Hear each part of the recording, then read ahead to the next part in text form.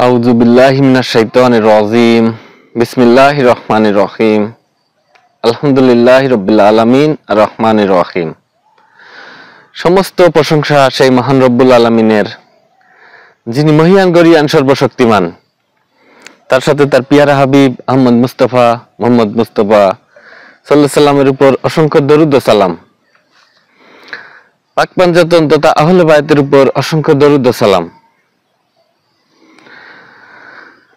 তো আসলে মাঝে মাঝে বেশ কিছু গ্যাপ রয়ে গেছে, ভিডিও করা হয় না। তো মন চাইলো যে আসলে আপনাদের অনেকেই মেসেজ করেন, কমেন্টস করেন যে হুজুর ভিডিও দেন না কেন। আসলে নিজেরও তো ব্যস্ততা আছে, সবসময় ভিডিও মেক করা হয় না। ভিডিও আসলে তৈরি করা অনেক কঠিন কাজ, আপনারা জানেন না। ভিডিও শুধু এই যে শুট করছে এরকম না, এরপরে এডিট করতে হয়, অনেক কিছু কাজ আছে। আসলে একা করা খুব কঠিন, এই জন্য মাঝে মাঝে করা হয় না ব্যস্ততার কারণে। যখন কোথাও সফরে যাই, কোনো শিষ্যের বাসায় যাওয়া হয়, তখন কিন্তু আসলে ভিডিও করা পসিবল হয়ে ওঠে না। আর ভিডিও করলেও সেটা এডিট না করলে, ল্যাপটপ রয়ে গেছে বাড়িতে না আসলে তো আসলে তখন দিতে পারি না। তো আসলে একটা বিষয়ে ভিডিও করা খুব জরুরি মনে করছি, কারণ তরিকতের রাস্তায় থাকতে হলে দেহ মন সবসময় সুস্থ থাকতে হয়। আপনার যদি দেহ মন ভালো না থাকে, আপনার কোনো ধরনের ইবাদত বন্দেগী করতেই ভালো লাগবে না। কেননা যদি শরীর ভালো না থাকে, কোনো ইবাদত, কোনো টেস্ট পাওয়া যায় না, কোনো খাবার ঠিক মতো আপনি খেতে পারবেন না। এই জন্য শারীরিক সুস্থতার মতো বড় নিয়ামত আর কিছু নেই। আল্লাহ তাআলা যার শরীর সুস্থ রেখেছেন, আসলে সেই জান্নাতের সুখের মধ্যে আছেন। যে রোগ শোকের মধ্যে বিছানায় কাতরাচ্ছেন, সে জানে আসলে জাহান্নামের কষ্ট কেমন। আসলে অন্যরা তো বুঝতে পারেন না সেটা। এই জন্যে আসলে আল্লাহ তাআলা আমাদের কাছে যে কোরআনটা পাঠিয়েছেন হুজুর পাক সাল্লাল্লাহু আলাইহি সাল্লামের মাধ্যমে, এই কোরআন কিন্তু শেফা হিসেবে কাজ করে। কারণ কোরআনে বলা হয়েছে এই কোরআন হচ্ছে মুমিনদের জন্য আরোগ্য রহমত। আর যারা মুনাফিক, যারা মুমিন না মুনাফিক, তাদের ক্ষতি বৃদ্ধি করে, জালিমদের ক্ষতি বৃদ্ধি করে। এই জন্য মুমিন মুসলমান তাদের জন্য এই কোরআন কিন্তু শেফা।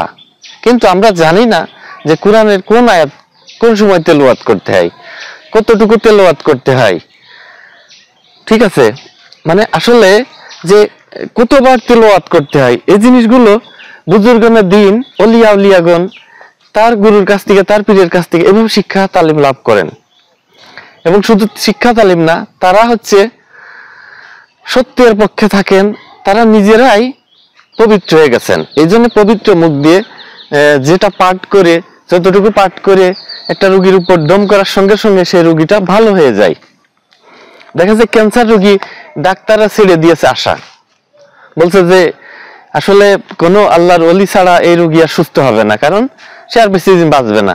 এখন এই রোগী দেখা যাচ্ছে আল্লাহর ওলির কাছে গেছে, আল্লাহর ওলি এক গ্লাস পানি কোরআনের আয়াত তেলাওয়াত করে, কয়েকবার তেলাওয়াত করে ফুঁক দিয়েছেন, কয়েকদিন খাওয়ার পরে সেই রোগী সেই রোগ থেকে সুস্থ।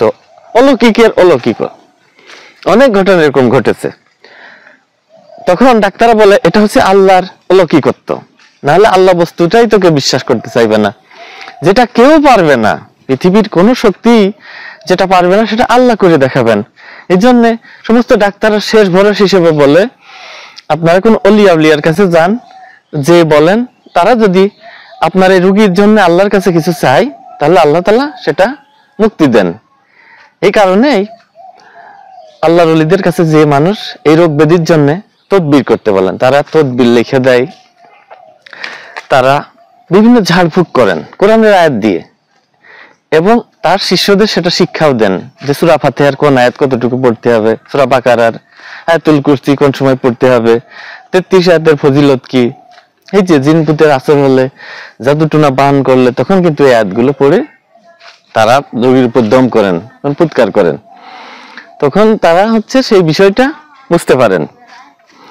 তাছাড়া কিন্তু আসলে সাধারণ মানুষের এটা বোধগম্য হয় না যে এই বিষয়টা কিভাবে এটা পসিবল।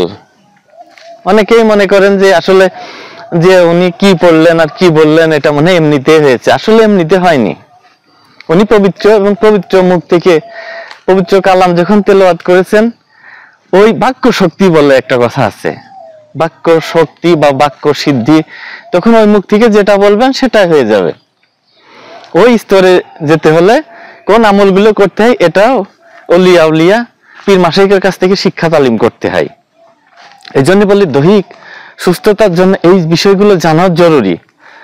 আপনার জ্বর হয়েছে, আপনার পেটে ব্যথা করছে, আপনার মাথা ব্যথা করছে, আপনার জটিল কঠিন রোগে আক্রান্ত হয়েছেন, এখন কি করবেন? কোনো ডাক্তারই আপনার রোগ সারাতে পারছে না। তখন অলিয়া উলিয়ার দরবারে যান, তারা যদি রহমত করে সেই আয়াতগুলো তেলাওয়াত করে কোনো দোয়া লিখে দেয় অথবা পানি পড়া দেয়, তখন আপনি কিন্তু সুস্থতা লাভ করবেন। তো এই জন্য বলছি যে এই দরবারগুলোতে এগুলো করা হয়। যেমন আমাদের দরবারে শনি এবং মঙ্গলবারে আমি এই দোয়া তদবির করে থাকি। অনেক বিভিন্ন জায়গা থেকে লোকজন আসে, আল্লাহর রহমতে তারা সুস্থ হয়।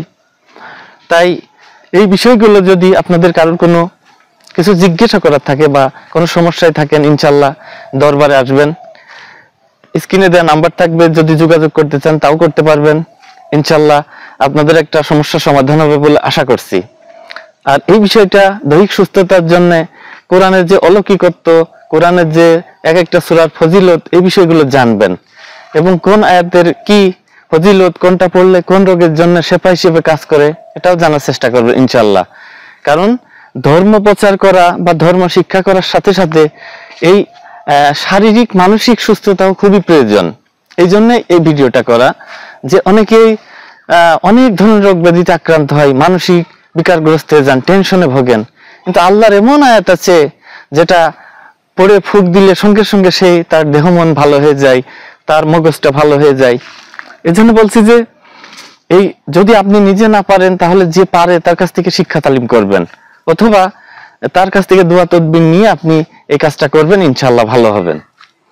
আর যদি কোনো কিছু জিজ্ঞাসা করার থাকে দোয়া তদবিরের বিষয়ে, তাহলে অবশ্যই কমেন্টস করবেন অথবা স্ক্রিনে দেওয়া নাম্বারে ফোন করবেন, ইনশাআল্লাহ তখন আপনাদের জানাই দিব। আর আমাদের দরবারের কথা বলছি, শনি এবং মঙ্গলবারে সারা দিন ব্যাপী আমাদের দোয়া তদবির আমরা করে থাকি। তো ইনশাআল্লাহ আজ আর নয়, আপনাদের সকলকে অসংখ্য অসংখ্য ধন্যবাদ।